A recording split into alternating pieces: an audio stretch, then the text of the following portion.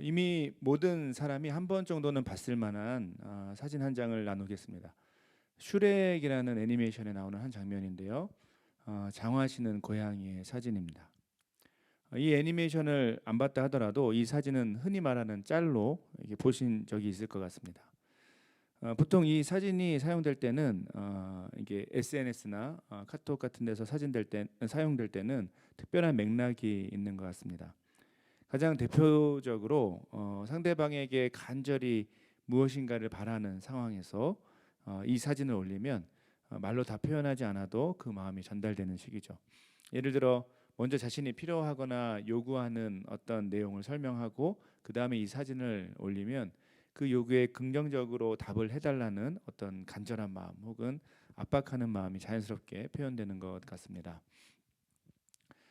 사실 그냥 고양이 그림 한 장인데 이 그림 한 장이 어떻게 그런 맥락에서 충분히 사용될 수 있을까요? 심지어 이 사진이 나온 영화의 맥락을 몰라도 그 간절한 느낌이 전달되는 그런 흐름이 참 신기하지 않습니까?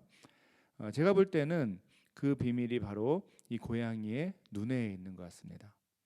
바로 무엇인가를 간절히 바라는 눈빛이 잘 표현된 사진이기 때문이라는 거죠. 실제로 이 슈렉에서 이 장화시는 고양이의 평소 눈은 이렇지 않습니다. 영화의 작가는 고양이가 간절히 무엇인가를 바라는 맥락에서 특별하게 이런 형태로 간절한 눈빛으로 그 그림으로 고양이의 마음을 표현했던 것이죠. 이 사진에서 느낄 수 있는 것처럼 고양이의 눈만이 아니라 이 사람의 눈도 자주 마음을 표현하는 수단으로 이해됩니다.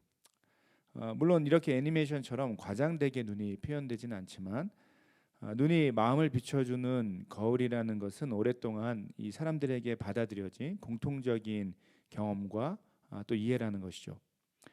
이런 배경에서 실제로 이 성경에서도 눈은 인간의 상태를 상징하는 가장 대표적인 표현 방식으로 자주 언급됩니다. 눈이 그 한 사람의 신앙 상태 혹은 이 하나님과의 관계를 그대로 보여주는 통로로 이해된다라는 거죠. 자, 그리고 오늘 우리가 함께 읽은 이 시편 123편의 본문이 바로 그러한 여러 본문들 가운데 하나라고 할 수 있습니다. 오늘 우리가 읽은 본문은 시편의 저자가 고백하는 어떤 삶의 어려움이 그 배경에 있습니다. 그 어려움이 구체적으로 어떤 것이었는지는 우리가 정확히 알 수는 없습니다.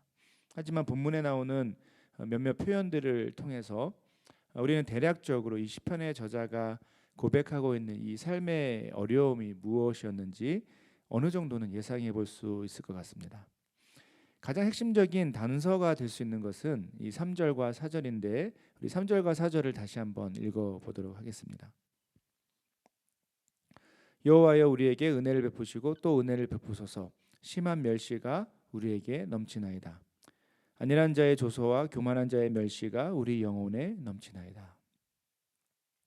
이 시편의 저자는 심한 멸시가 우리에게 넘친다라고 고백하면서 그것을 더 풀어서 4절에서 안일한 자의 조소 그리고 교만한 자의 멸시를 심각하게 경험하고 있다라고 말합니다. 이 조소와 멸시라는 표현은 우리가 자주 사용하는 단어가 아니라서 어색하죠. 하지만 쉽게 말하면 이 비웃음 그리고 모욕이라고 할 수 있습니다. 즉 시편의 저자는 누군가에게서 심한 비웃음을 당하고 또 모욕을 당하고 있는 상황이라는 것을 알 수 있죠. 그렇다면 과연 이렇게 시편의 저자를 비웃고 그에게 욕을 했던 사람 혹은 사람들은 누구였을까요? 이 부분도 정확하게 누구다라고 알 수는 없지만 이 본문에는 충분한 어떤 단서가 등장하는 것을 알 수 있습니다. 어느 정도 예상이 가능하죠. 이제 조금 전에 읽었던 4절에서 안일한 자와 교만한 자로 표현된 것에서 가장 중요한 힌트가 발견된다라는 것입니다.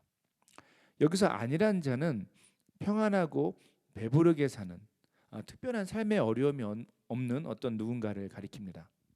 자, 그런데 그 뒤에 부분 교만한 자의 경우는 이 성경에서 보통 이 하나님과 관련해서 교만이 표현된다는 것을 기억해 볼 필요가 있습니다. 하나님을 알지 못하는 혹은 하나님을 대놓고 거절하는 어떤 그 한 사람을 이 교만한 자라고 성경은 주로 이야기하죠. 성경에서 관점에서 보면 성경의 관점에서 보면 이 세상에서 가장 교만한 일은 무엇일까요? 그것이 바로 가장 높으신 창조주 하나님을 거절하고 무시하는 행동이기 때문에 그렇습니다. 이 두 가지 내용을 연결하면 즉 안일한 자와 교만한 자에 대한 이해를 연결해 보면 이 상황을 이렇게 이해해 볼 수 있습니다. 바로 하나님을 알지 못하고 더 나아가서 하나님이 어디 있냐고 무시하면서도 하나님을 거절하면서도 삶의 어려움이 없이 그냥 평탄하게 평안하게 어떤 잘 사는 사람들이 바로 본문에서 가리키는 사람들이었을 것입니다. 그럼 이 사람들은 또 구체적으로 누구였을까요? 이스라엘 역사, 특별히 이 바벨론 포로 생활을 떠올려 보면 이 사람들은 분명히 이스라엘 백성이 여기저기 흩어져 사는 동안 그들을 무시하고 핍박했던 이방 민족들이었을 가능성이 가장 높습니다.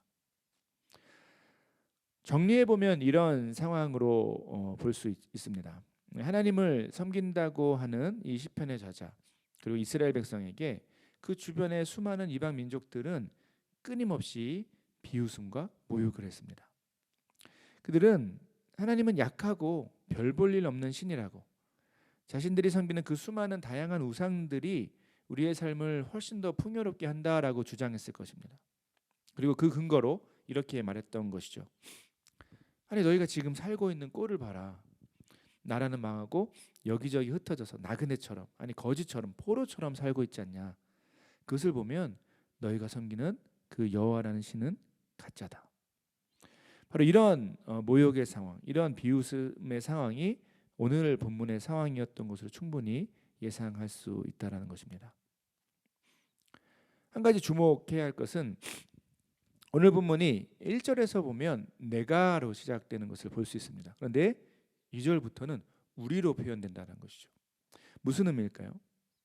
즉 시편의 저자 한 사람의 개인의 경험에서 시작되었지만 바로 이 상황은, 이 경험은 결국엔 이스라엘 백성 모두의 경험이었다는 것이죠. 하나님 백성 모두의 경험이었다는 것을 알 수 있습니다. 비참하고 힘없는 상태. 무엇보다 하나님을 사랑한다라고 말하지만 그런 삶에 대해서 온 세상이 무시하고 비웃는 상황.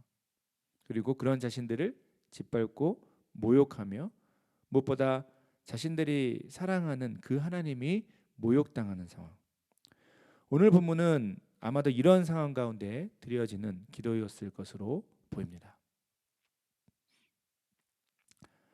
그런데 여러분, 본문에서 시편의 저자와 이 이스라엘 백성이 경험하는 이런 종류의 무시와 비웃음은 놀랍게도 또 안타깝게도 그 옛날 이스라엘 백성에게만 주어진 경험이 아니라는 것을 생각해 보게 됩니다. 이 본문의 상황은 어쩌면 이 시대를 살아가는 모든 그리스도인 또한 모든 하나님 백성에게도 얼마든지 일어날 수 있는 상황이라는 것이죠. 2주 전에 참 가슴 아픈 상황을 한국 뉴스로 마주했습니다. 보신 분들도 있겠는데 이 한국에서 최근에 이 코비드-19 집단 감염을 일으킨 한 교육기관이 있었습니다. 이 기독교 교회에서 운영하는 학원 같은 곳이었는데 이곳에서 너무 심각하게 조심하지 않고 막 마음대로 운영을 하고 모임을 하고 방역 수칙 같은 것을 하나도 지키지 않다가 이 주변 사회에 큰 피해를 끼치게 된 것이죠. 여러분 미리 말씀드리면 다시 한번 늘 강조하는 부분이지만 이것은 정말 올바르지 않은, 그리고 전혀 성경적이지 않은 왜곡된 신앙의 모습이라는 것을 여러분 기억하셔야 됩니다. 그것을 강조하고 싶습니다. 문제는 이 잘못된 가치관으로 세상을 온전히 섬기지 못하면서도 자신들을 이 그리스도인, 기독교인이라고 고백하는 이런 사람들 때문에 한국 교회가 욕을 먹고 특별히 이 주변 상인들과 사회에 사람들이 심각한 피해를 입게 되었다라는 것이죠. 이제 그로 인해서 이제 사람들이 교회에 몰려가서 이제 이 분노를 표출하게 된 상황이 있었던 것이죠. 제가 가슴 아프게 봤던 상황은 이런 것입니다. 이 교회 현판이라고 하죠. 교회 입구에 있었던 어떤 하나의 그 간판에 주 예수를 믿으라 그리하면 너와 내 집이 구원을 얻으리라, 이 영광스러운 말씀이 적혀 있었는데 분노하고 화가 난 사람들이 그 현판 앞에서 그 거룩한 말씀 가운데 사람들이 계란을 던지고 욕을 하는 그런 충격적인 장면이 뉴스를 통해 중계되었던 것이죠. 다시 한번 강조하지만 여러분, 이런 상황에서 교회가 받는 모욕은 사실 뭐 정확히 말씀드리면 오늘 본문의 상황과는 거리가 있습니다. 이 본문의 상황과는 달리 이 조금 전에 설명드렸던 한국교회의 상황은 교회가 오히려 사회에 해를 끼친 상황을 배경으로 하고 있기 때문이죠. 저는 이런 상황에서는 교회가 더 겸손하게 또 책임감 있게 사회에 사죄하고 올바르게 행동해야 한다라고 그것을 강조하고 싶습니다. 자, 그런데 제가 말씀드리고 싶은 것은 이것입니다. 하나님을 모르는 사람들에게는 사실 하나님이 중요하지 않습니다. 대신 먹고 사는 문제, 그리고 더 나아가서 잘 먹고 잘 사는 문제가 그들에게 가장 중요한 인생의 가치가 될 것입니다. 이런 가치관에 따르면 사실 이 시대에도 여러분, 하나님을 섬기며 믿음으로 살고 또한 거룩하고 정결한 삶, 더 나아가 사랑과 섬김의 삶을 사는 그러한 그리스도인의 삶, 하나님 백성의 삶은 세상에서 전혀 이해되지 않는 삶이라는 것이죠. 이렇게 생각해 볼 수 있습니다. 지금 교회가 세상에서 받는 모욕은 우리가 그동안 이 잘못 살아온 것에 대한 결과이지만 또 한편으로 반대로 우리가 하나님 백성답게 올바르게 살아도 세상은 하나님 백성의 삶에 대해서 충분히 이해하기 어려운 것은 사실입니다. 남들처럼 이 세상의 문화를 즐기고 또 약속된 부자의 길을 추구하고 최선을 다해 또 너의 힘으로 너의 삶을 끊임없이 개척해라. 여러분, 이것이 지금도 변하지 않고 세상이 우리 한 사람 한 사람에게 주는 세상의 메시지일 것입니다. 이런 세상의 메시지를 기초로 할 때 주님을 알지 못하는 대부분의 사람들은 이 그리스도인의 삶을 이해할 수 없을 것입니다. 이것이 기본 출발점인데 지금은 교회가 오히려 거꾸로 사회에 해를 끼치는 상황이 되다 보니까 더 큰 욕을 먹게 되는 것이죠. 가만히 있어도 무시당할 수 있는 상황인데, 비웃음을 당할 수 있는 상황인데 세상보다 더 잘못된 삶을 사니까 심각한 욕을 먹고 있다라는 것입니다. 여러분, 안타깝지만 오늘 본문에서 이 안일한 자의 조소와 교만한 자의 멸시, 이 오늘 본문에서 확인하게 되는 이 세상의 이런 세상의 반응은 어쩌면 우리가 받아들여야 되는데, 이 예수 그리스도 안에서 올바른 믿음의 길을 걷고자 하는 모든 사람에게 주어진 숙제와 같은, 과제와 같은 삶의 배경이 된다라고 저는 믿습니다. 특별히 우리는 좀 거리를 두고 싶어 하지만 요즘과 같은 시대, 교회 공동체 안에 이 연약하고 문제가 있는 어떤 사람들로 인해서, 많은 사람들로 인해서 이 교회가 또 하나님의 영광이 더 심각한 비웃음과 모욕을 당하게 되는 것, 역시 이 부분 참 안타깝지만 그럼에도 불구하고 바로 우리가 감당해야 할 지금 현재의 믿음의 삶의 한 부분이 되고 있다는 것을 우리 모두는 한번 생각해 볼 필요가 있습니다. 자, 그렇다면 여러분, 이와 같이 주변 이방 민족들을 비롯한 온 세상의 비웃음과 모욕을 경험했던 이 시편의 저자와 이스라엘 백성은 과연 이런 상황 앞에서 어떤 반응을 보였을까요? 특별히 우리가 계속 지금 시리즈로 살펴보고 있는 것처럼 그 치열한 삶의 자리를 떠나서 이제 예루살렘을 향해 예배하러 올라가던 그 이스라엘 백성은 과연 어떤 마음으로 이 노래를 불렀을까요? 사실 여러분, 우리는 삶의 어려움의 시기마다 하나님께 기도하면서 우리 삶의 그 어려움이 해결되는 어떤 드라마틱한 변화와 회복이 일어나기를 항상 기대하고 또 그것을 믿고 살아갑니다. 물론 하나님은 그런 놀라운 변화와 회복, 우리 삶의 어려움의 시기마다 우리를 건지시고 새롭게 하시는 그 은혜를 우리 인생 가운데 허락하시기도 합니다. 이 사실 자체를 부인하기는 어렵고 우리는 그것을 위해서 늘 기도해야 하죠. 하지만 최소한 오늘 본문에서 우리가 발견하게 되는 것은 그런 드라마틱한 변화와 회복에 오늘 본문에 가장 중요한 초점이 있지는 않다라는 것입니다. 아쉽게도 오늘 본문에는 이 삶의 고난과 어려움에 대한 어떤 특별한 해결 방법이 해결의 상황이 나오지 않습니다. 대신 한 가지 상황만이 뚜렷하게 드러나고 있는 것을 볼 수 있죠. 그것은 설교를 시작하면서 나눈 내용, 바로 간절하고 애절한 눈으로 주님을 향해 눈을 드는 것입니다. 한 가지 흥미로운 것은 이 간절하고 애절한 눈을 표현하기 위해 이 시편의 저자가 사용하고 있는 비유입니다. 우리 1절과 2절을 다시 한번 읽어볼까요? 1절과 2절입니다. 하늘에 계시는 주여, 내가 눈을 들어 주께 향하나이다. 상전의 손을 바라보는 종들의 눈같이, 여주인의 손을 바라보는 여종의 눈같이 우리의 눈이 여호와 우리 하나님을 바라보며 우리에게 은혜 베풀어 주시기를 기다리나이다. 시편의 저자는 상전의 손을 바라보는 종들의 눈, 그리고 여주인의 손을 바라보는 여종의 눈으로 이 하나님 백성이 여호와 하나님을 바라보는 그 장면을 표현하고 있습니다. 이 두 비유들은 두 가지 다른 케이스를 보여주는 것 같지만 결국 하나의 비유죠. 바로 종과 주인의 비유입니다. 자, 그렇다면 이 종과 주인의 비유는 무엇을 의미할까요? 이 간단한 비유에는 두 가지 중요한 의미가 있는 것으로 보입니다. 첫째는 철저한 신뢰 혹은 의지, 믿음의 상황입니다. 즉 종에게는 자신의 삶의 어려움을 스스로 해결할 능력이 전혀 없기 때문에 어떤 어려움의 상황을 마주할 때 다른 방법이 아닌 자신의 주인만을 의지할 수밖에 없다라는 의미가 있죠. 두 번째는 집중과 기다림입니다. 종이 할 수 있는 일은, 또한 해야만 하는 일은 이 자신에게 선한 일을 해줄 그 주인의 손을 그저 집중하고 그 손이 움직일 때를 기다리는 것뿐입니다. 종이 주인에게 무엇인가를 주장하거나 강요할 수는 없습니다. 이 두 가지 상황을 상징하는 것이 바로 주인의 손을 간절히 바라보는 종의 눈인 것이죠. 자, 중요한 것은 이와 같은 종류의 간절한 집중과 기다림 가운데 지금 시편의 저자와 이스라엘 백성은 자신들에게 주어진 이 여행의 길, 순례의 길, 믿음의 길을 걷고 있다라는 것이 본문의 중요한 메시지입니다. 그들은 그 하나님의 은혜의 때가 언젠가 자신들에게 올 것을 믿고, 임할 것을 믿고 이 길을 걸어갔다라는 것이죠.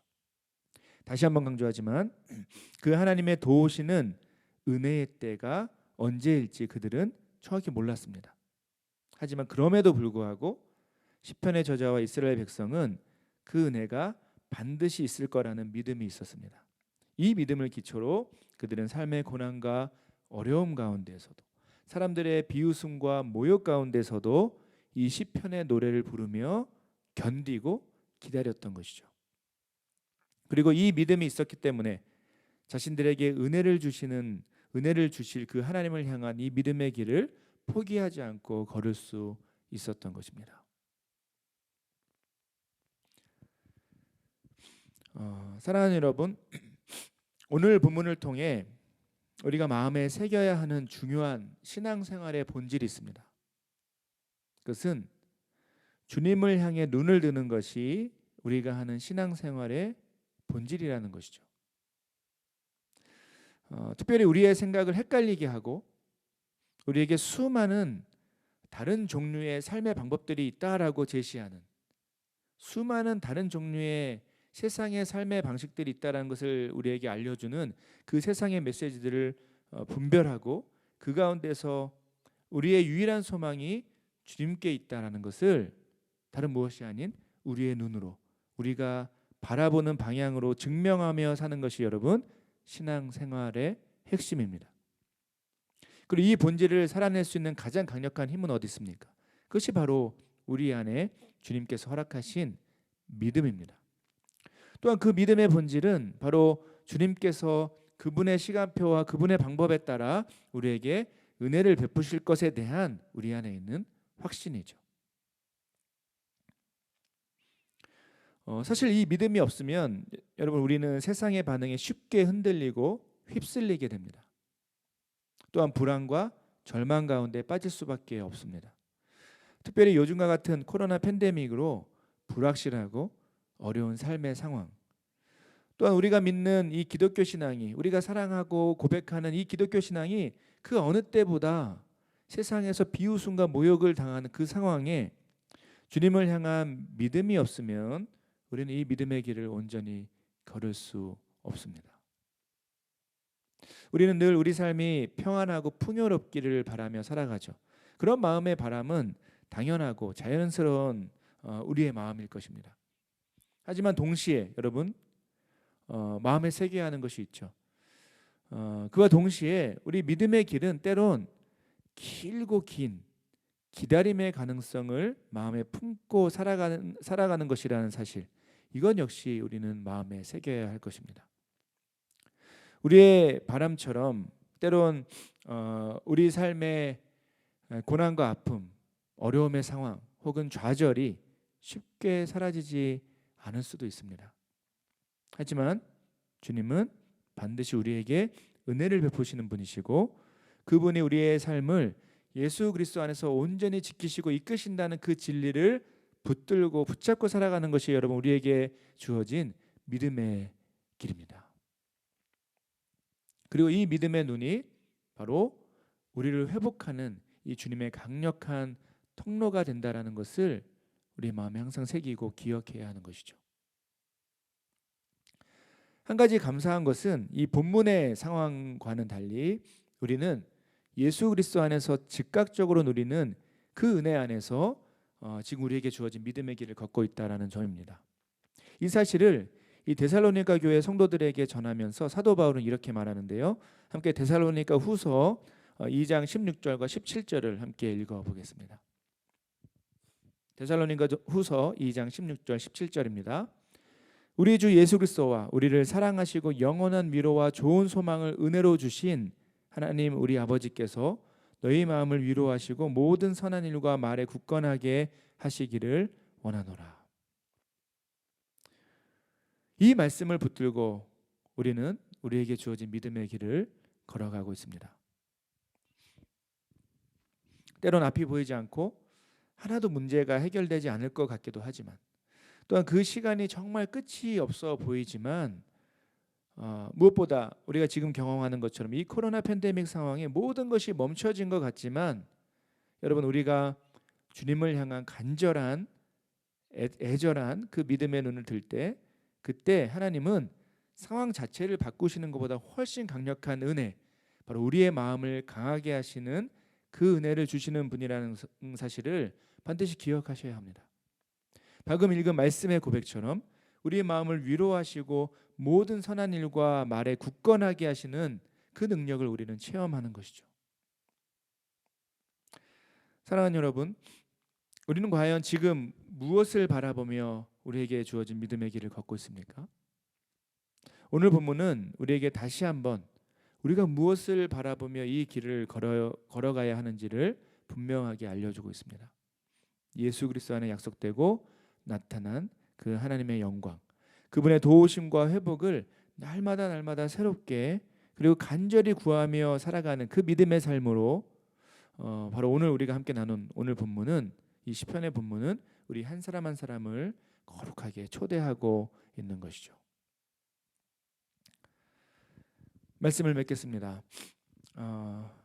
세상의 가치관은 늘 하나님 백성의 삶을 비웃고 모욕할 수밖에 없습니다. 우리에게 주어진 믿음의 길은 항상 이런 삶의 배경을 갖고 있다라는 것을 기억해야 합니다. 하지만 그 가운데에서 믿음으로 주님을 바라보고 믿음으로 겸손히 또 거룩하고 온전한 믿음의 길을 걸어가는 것이 여러분 우리에게 주님이 맡겨주신 사명입니다. 이 사명을 온전히 살아낼 때 그때 세상은 우리 삶을 바라보며 하나님을 두려워하고 하나님을 사랑하게 되는 것이죠. 사랑하는 여러분, 1년을 똑같은 말을 하다 보니 이제는 정말 지겨운 상황이 된 것 같습니다. 그래도 변함없이 지금 상황은 변하지 않고 똑같은 말을 해야 할 것 같습니다. 우리는 여전히 이 코로나 팬데믹으로 어려운 삶의 길을 걸어가고 있습니다. 이 상황이 언제 완전히 회복될지는 모르지만 여러분, 그러나 지금 이 순간 우리가 한 가지만은 할 수 있다라는 것을 기억하시길 바랍니다. 그것은 주님을 향해 우리의 믿음의 눈을 들고 우리에게 베푸시는 그 하늘의 은혜를 날마다 새롭게 체험하는 것이죠. 그 풍성한 은혜 가운데 여러분 이번 한 주간도 승리하며 살아가는 저와 여러분 우리 모두가 되길 간절히 소원합니다. 제가 기도하고 설교를 마치도록 하겠습니다. 은혜로우신 하나님 감사드립니다. 참 어려운 믿음의 길을 걸어가며 때론 쉽게 좌절하고 포기하고 싶은 우리의 마음의 연약함을 주 앞에 고백합니다. 그러나 주님을 향해 믿음의 눈을 들고 간절한 믿음의 눈을 들 때마다 우리에게 베푸시는 그 은혜가 있다는 사실을 오늘 말씀을 통해 다시 한번 확인하게 되었습니다. 참 어려운 삶의 현장 가운데 있고 때로는 세상의 비웃음과 모욕 가운데 우리가 살아가게 되지만 그러나 우리에게 맡겨주신 이 귀한 믿음의 길을 포기하지 않고 날마다 주님을 바라보며 승리하며 나아가는 우리 삶이 되게 하여 주시옵소서. 이번 한 주간 각자의 삶의 부르심의 자리에서 그 말할 수 없는 하늘의 은혜를 체험하며 승리하는 우리 모두가 될 수 있도록 성령께서 역사하여 주시옵소서. 감사드리며 거룩하신 예수 그리스도의 이름으로 기도드립니다. 아멘.